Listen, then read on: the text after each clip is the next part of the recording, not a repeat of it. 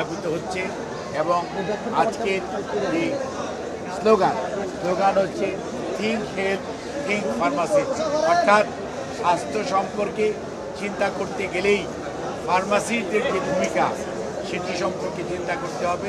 কারণ চিকিৎসকরা প্রেসক্রিপশন করেন এবং ফার্মাসিউটিক্যালসে যারা ম্যানুফ্যাকচারার তারা ওষুধ তৈরি করেন, কিন্তু ফার্মাসি যারা তারা সেই চিকিৎসকদের প্রেসক্রিপশন অনুযায়ী সেই ওষুধগুলি রুগী যেখানে আছে ওখানে পৌঁছিয়ে দেন। নার্সরা সেই ওষুধগুলো রুগীদেরকে যথাসময়ে সেবন করার ব্যাপারে ভূমিকা রাখেন। অর্থাৎ প্রত্যেকটি সেক্টরের যে জনবল তাদের নির্ধারিত ভূমিকা আছে এবং জনগণকে যদি সত্যিকার অর্থে ভালো ঔষধ, ভালো মানের ঔষধ এবং সঠিক ঔষধ সঠিক মাত্রায় প্রয়োগ করার যে জ্ঞান, এটি হচ্ছে ফার্মাসিস্টের কাজ। এবং ওনারা সেই ঔষধটি এখানে উৎপাদিত হয় অথবা যেখানে বিক্রয় হয় সেখান থেকে চিকিৎসকের পরামর্শ অনুযায়ী ওনারা এটি কিন্তু রুগীর কাছে পৌঁছে দেয়। ওনাদের দায়িত্ব অত্যন্ত গুরুত্বপূর্ণ। বাংলাদেশের প্রতিটি হসপিটালে, প্রতিটি স্বাস্থ্য স্থাপনায়, সরকারি বেসরকারি প্রত্যেক জায়গায় ফার্মাসিদের গুরুত্বপূর্ণ ভূমিকা রয়েছে। যদিও ফার্মাসিস্টরা সত্যিকার অর্থে অন্যান্য স্বাস্থ্য পেশাজীবীদের মতো অত বেশি সম্মানিত আমাদের দেশে আগে ছিল না। কাজেই এখন ফার্মাসি সারা পৃথিবী এগিয়েছে। কোনো অবস্থাতেই আপনি পুরনো ধ্যান ধারণার বর্ষবর্তী হয়ে যদি থাকেন তাহলে আধুনিক স্বাস্থ্য ব্যবস্থা জনগণের সুস্বাস্থ্য নিশ্চিত করতে চান, তাহলে ফার্মাসিদের সত্যিকার অর্থে তাদের যে কেরিয়ার ট্রেনিং, তাদের যে ইনসেন্টিভ, অর্থাৎ একজন চাকরি করবে তাদের প্রমোশনাল প্রসপেক্ট, তাদের সমাজে সম্মান, সেটি যথাযথভাবে অন্যান্য স্বাস্থ্য পেশাজীবী যারা আছেন, চিকিৎসক বলেন, নার্স বলেন, তাদের পাশাপাশি ফার্মাসিস্ট বলেন, টেকনিশিয়ান বলেন, প্রত্যেকটা মানুষের যথাযথ ভূমিকা সেই সম্মান দেওয়ার জন্য আজকে তারা যে সংঘবদ্ধ হয়েছে সামনে দেওয়ান নতুন বুমটাকে ধন্যবাদ জানাই এবং আমরা আশা করব আগামীতে তাদের নেতৃত্বে ফার্মেসি সত্যিকার অর্থে এই দেশে ফার্মাসি সেবা যেটা সেটি অত্যন্ত সুন্দর হবে, আধুনিকায়ন হবে এবং যুগোপযোগী হবে।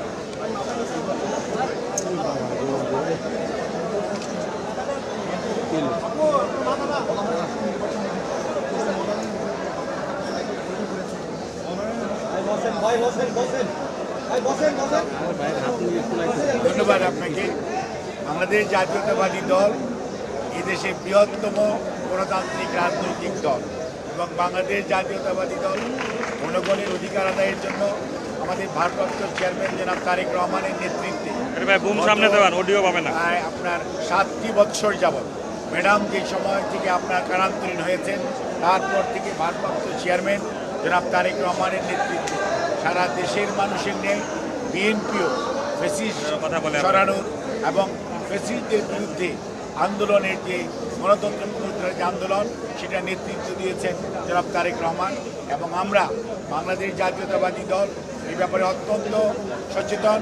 আগামী মধ্য ফেব্রুয়ারির যে নির্বাচন, এই নির্বাচনকে সামনে রেখে দেশীয় বিদেশি যত ষড়যন্ত্র আছে এটাকে পিছিয়ে দেওয়ার, প্রলম্বিত করার, সেটিকে মোকাবেলা করার জন্য দল যেমন প্রস্তুত, অন্যদিকে নির্বাচনে অংশগ্রহণ করে জনগণের অধিকার, ভালোবাসা সব কিছু অর্জন করে জনগণকে ঐক্যবদ্ধ করে 31 দফার আলোকে আগামীর বাংলাদেশ গড়ার জন্য জনাব তারেক রহমানের নেতৃত্বে বিএনপি তার নির্বাচনী প্রক্রিয়া শুধু গতকালকে না, বিএনপি গত 18 মাস পূর্ব থেকেই নির্বাচনী যে সমস্ত কার্যক্রম করা প্রয়োজন সেটি শুরু করেছে এবং সেই অনুযায়ী বিএনপির নেতা কর্মীরা প্রতিটি ঘরে ঘরে জনাব তারেক রহমানের আহ্বানে সাড়া দিয়ে ভোটারদের কাছে, জনগণের কাছে 31 দফার কর্মসূচি নিয়ে জনগণকে ঐক্যবদ্ধ করার কাজে সারা দেশব্যাপী আজকে ব্যস্ত আছে এবং সেই কর্মচাঞ্চল্য যেটা চলছে।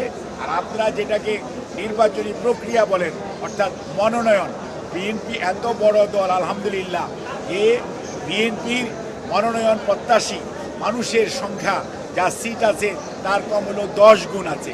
কাজেই বিএনপি তার এই প্রার্থী হবেন কে হবেন না সেটির জন্য আমাদের স্থানীয় নেতৃবৃন্দ, জেলার নেতৃবৃন্দ, আমাদের দলের পক্ষ থেকে জরিপ এবং সর্বোপরি জনগণের ভালোবাসায় এই সমস্ত মানুষগুলো নিজ নিজ এলাকায় উদ্ভাসিত, তাদেরকেই বাংলাদেশ জাতীয়তাবাদী দল ইনশাল্লাহ আপনারা দেখতে পাবেন খুবই সহসাই যে তাদেরকে মনোনয়ন দেওয়ার ব্যাপারে দিয়ে তারা সিদ্ধান্ত গ্রহণ করবে। বাট ইদানিংকালে সোশ্যাল মিডিয়া এবং পত্রপত্রিকায় যে সমস্ত স্পেকুলেটেড নিউজ হয়েছে তার ব্যাপারে আমাদের দলের পক্ষ থেকে গত পরশুদিন আমাদের দলের মুখপাত্র জনাব রিজভী আহমেদ উনি স্পষ্ট ভাষায় জানিয়েছেন যে দল কাউকে গ্রিন সিগন্যাল বা রেড সিগন্যাল দেয় নাই, কাজেই যখন সময় আসবে তখন আপনারা দেখতে পাবেন। তবে নির্বাচনী প্রক্রিয়া যেহেতু এটি একটি ধারাবাহিক কার্যক্রম, সেটি আমাদের অব্যাহত আছে এবং চলছে।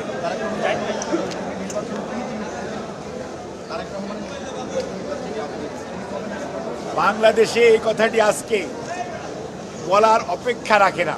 বাংলাদেশ জাতীয়তাবাদী দলের ভারপ্রাপ্ত চেয়ারম্যান শুধু বিএনপির নেতৃত্ব দিবেন না, গণতন্ত্র পুনরুদ্ধারের আন্দোলনে যারা সম্পৃক্ত ছিলেন সকল মানুষের নেতা জনাব তারেক রহমান।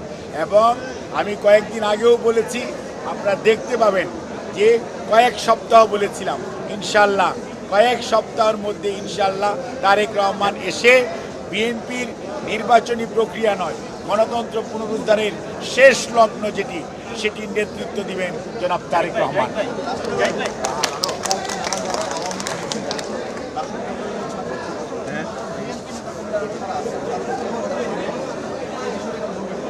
এ ব্যাপারে আমি যদি বলতে চাই, আমরা সব সময় বলতাম স্বৈরাচারের দোসর কারা ছিল, ৮৬তেও দেখেছেন, এখনও দেখছেন।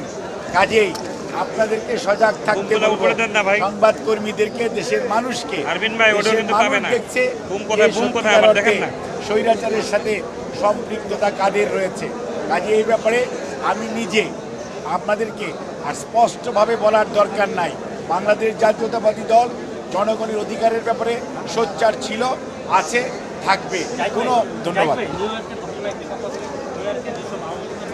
জড়িত ছিল বিশৃঙ্খলার সাথে, আমরা পরবর্তীতে দেখতে পেরেছি তাদের দলীয় প্রধান শেখ হাসিনা তাদেরকে ফোন দিয়ে তাদেরকে আরও উৎসাহ দিচ্ছে, তাদেরকে এইভাবে কাজ চালিয়ে যেতে হচ্ছে। এখানে অতীতের কাজকর্মের জন্য আওয়ামী লীগের উচিত ছিল অনুশোচনা করা, এর পরিবর্তে তারা আরও আক্রমণাত্মক হচ্ছে। বিষয়টি কীভাবে দেখবে? এই দলের ইতিহাস, এই দলের নেতাদের ইতিহাস কোনোদিনই জনগণের পক্ষে ছিল না। ওনারা প্রতিহিংসার রাজনীতিতে বিশ্বাস করে, ওনারা জনগণের ভালোবাসা অর্জন করার চেয়ে জনগণের উপর চেপে বসার রাজনীতিতে বিশ্বাস করে। ওনারা দেশকে মনে করে ওনাদের পৈতৃক সম্পত্তি যেমনি ইচ্ছা অমনি ওনারা চালালে দেশবাসী খুশি হবে। কিন্তু ওনারা এই অন্যায় ওনাদের পূর্বপুরুষরাও করেছেন, ওনারাও করছেন। তবে একটি জিনিস মনে রাখতে হবে, শেষ বিচারের মালিক আল্লাহ রাব্বুল আলামিন, দেশের মধ্যে জনগণ। আসেন মাঠে, জনগণ আপনাদেরকে সত্যিকারতে কীভাবে প্রতিহত করতে হয়, প্রত্যাখ্যান করতে হয়, জনগণ জানে। আপনাদের সবাইকে ধন্যবাদ।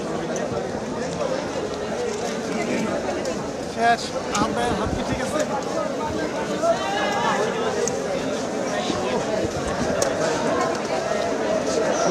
আছে।